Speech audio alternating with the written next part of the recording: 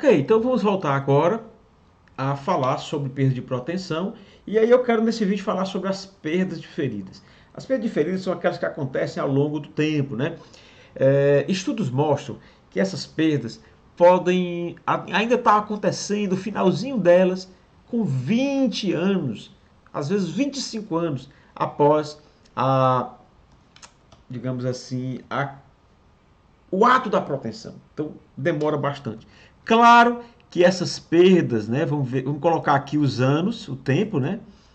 Vou colocar aqui o tempo e vamos colocar aqui, por exemplo, as perdas, vou chamar aqui de delta P, né? Então, essas perdas aqui.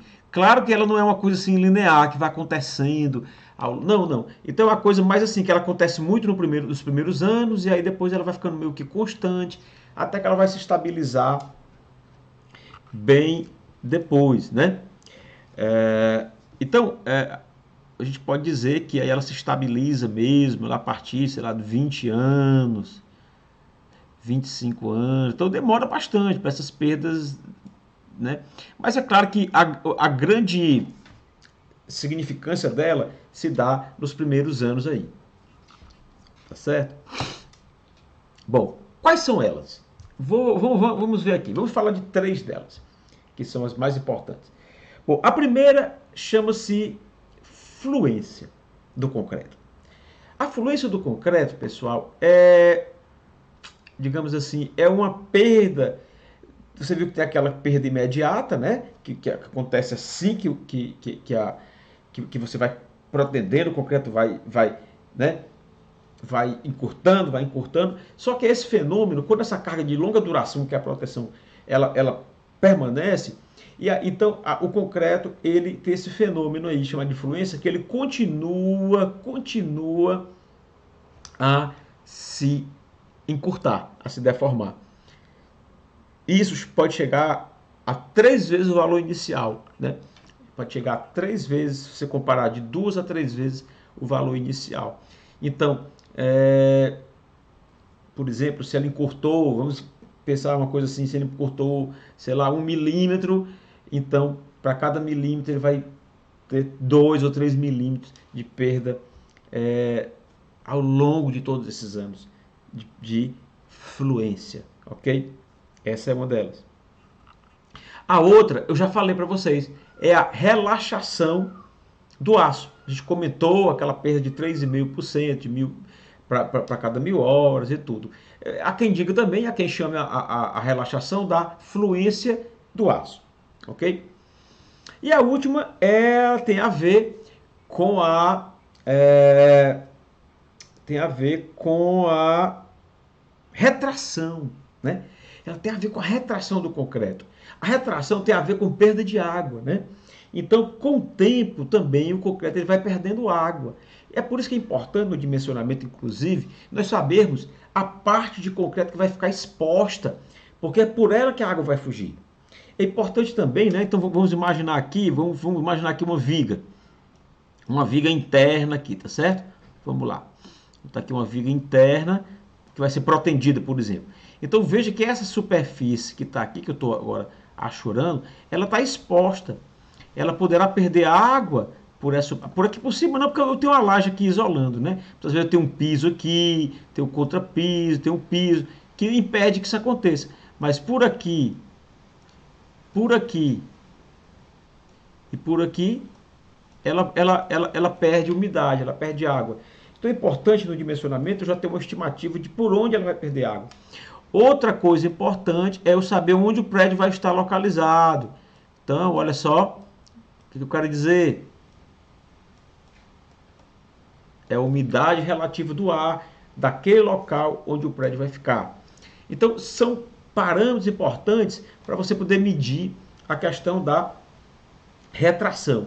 Então, as 3 perdas são essas, né? Retração, fluência e relaxação do aço. Fluência do concreto, relaxação do aço. Então vamos lá. Vamos ter uma ordem de grandeza.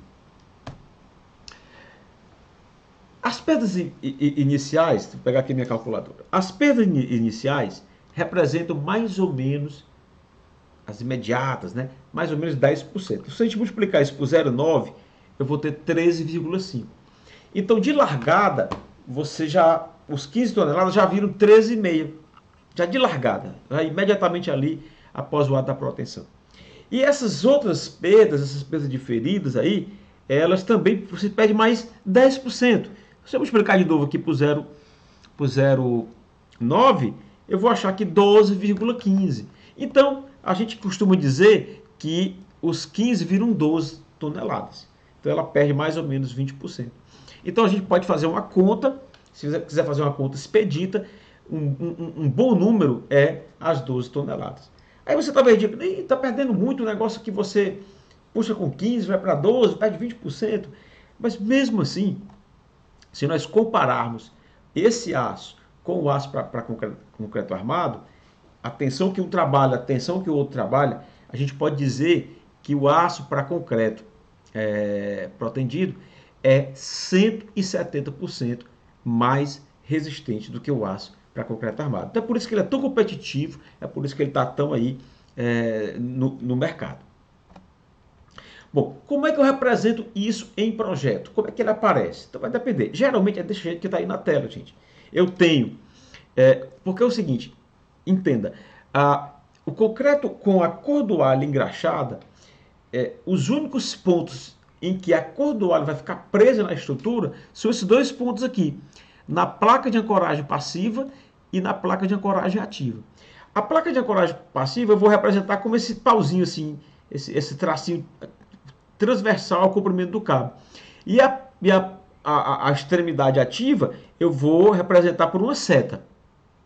Então aqui, passiva e aqui a seta. O que é ativa? É aquele que vocês viram dos vídeos. É onde eu conecto uma cabo para poder puxar o cabo.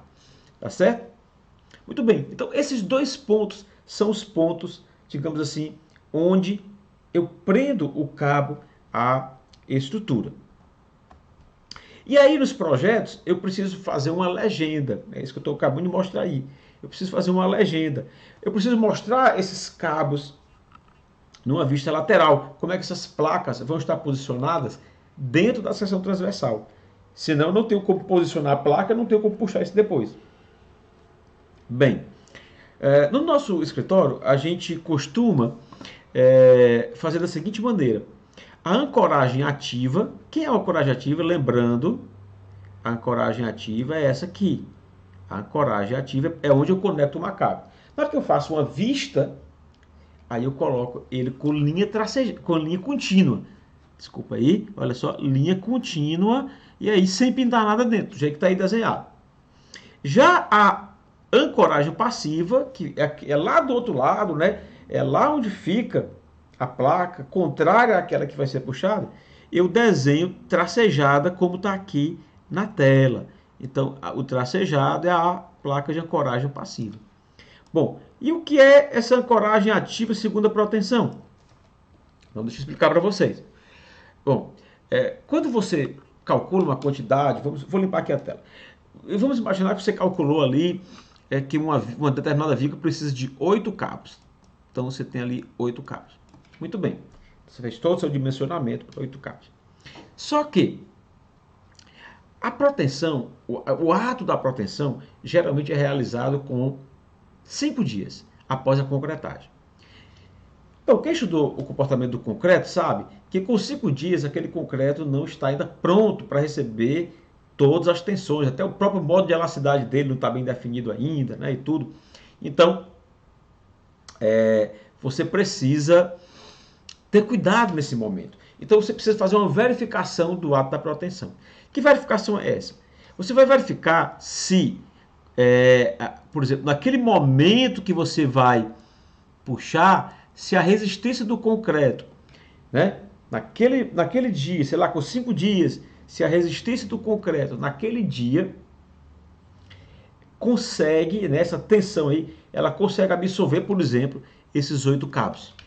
Será que o concreto estoura? Qual é o valor máximo que eu posso colocar, né, de resistência do concreto naquele dia que eu for puxar para a tensão? Bom, aí você está dizendo, mas professor Sérgio, provavelmente nunca vai aguentar, porque o concreto ele vai estar com a resistência plena lá para os 28 dias. É verdade, mas por outro lado, a peça ela é projetada para um carregamento que também, com 5 dias, esse carregamento não vai estar ocorrendo. Porque, veja bem, com 5 dias você não tem você concreta a estrutura, mas você não tem o contrapiso. Você não tem o piso. Você não tem parede. Você não tem carga acidental. Então, praticamente, o que é que você vai ter? Só o peso próprio. Então, você tem que fazer a verificação de uma resistência mais baixa, mas também com um carregamento também mais baixo do que o carregamento de projeto. Essa situação aqui é chamada de ato da proteção. Então vamos fazer uma situação hipotética. Você foi verificar isso daqui, o ato da proteção, e viu que realmente ela não aguenta os 8 cabos. Ela aguenta apenas 4, aguenta metade.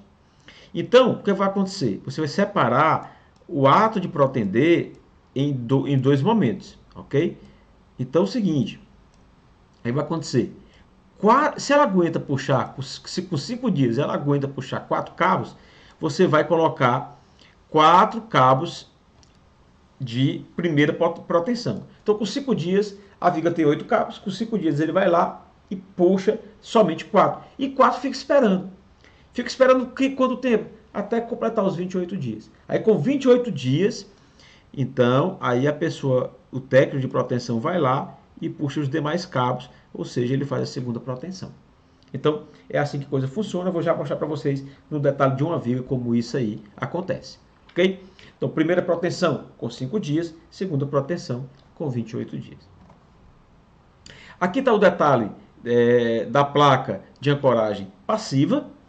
Ela é uma placa que tem 56 milímetros por 130. A gente até arredonda esse projeto por 7 por 14 centímetros. Né? Então é como se aqui tivesse 7, até para a gente deixar uma pequena folguinha, por 14 centímetros. É o que a gente geralmente trabalha. E aí a plaquinha real ela é ligeiramente menor, um pouquinho menor. Então não vai ter problema aí na hora, quando a gente deixa o espaço de 7 por 14. Né? Seria 70 por 140 milímetros. Aqui nós já temos a placa de ancoragem ativa. Então, nós temos aqui a plaquinha, mas nós temos alguma coisa a mais. Olha só aqui.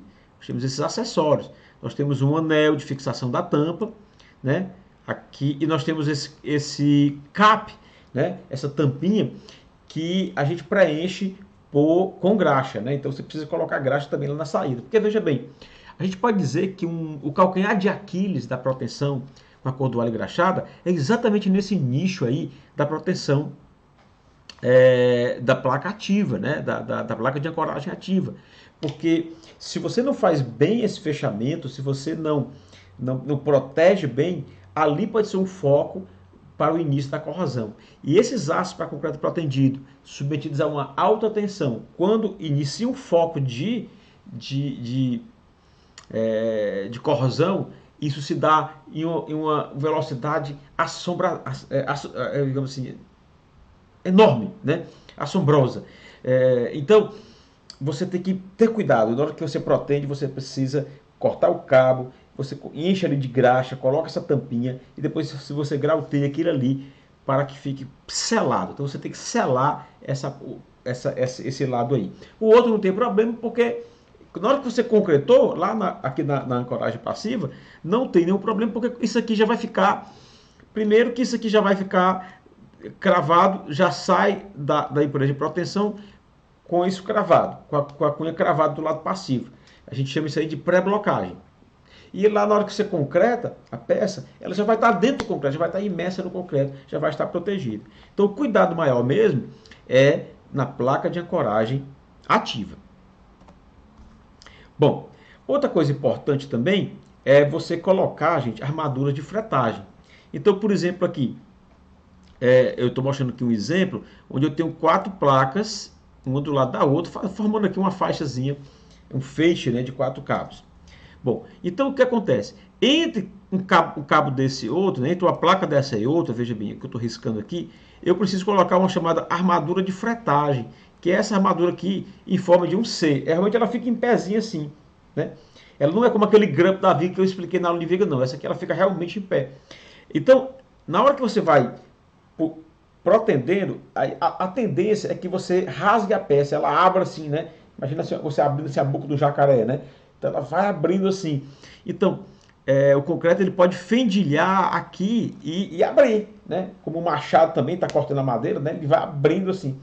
Então essa armadura vai ser tracionada aqui e ela não vai deixar, ela vai prevenir que isso aqui abra, né? Abra aqui no concreto.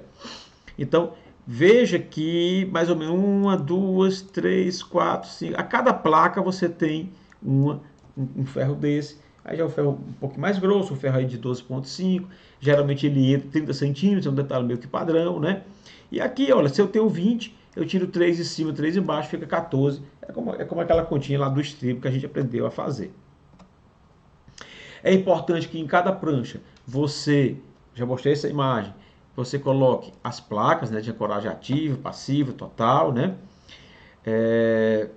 O quadro de armadura também eu vou mostrar para vocês. Você precisa colocar o quadro de armadura, mostrando a quantidade de quilos que a placa ali tem, tá bom? Bom, aqui eu vou explicar mais ou menos o funcionamento do cabo de proteção, né? Como é que você ganha essas curvas. Mas eu vou fazer isso no próximo vídeo, tá bom? Até lá!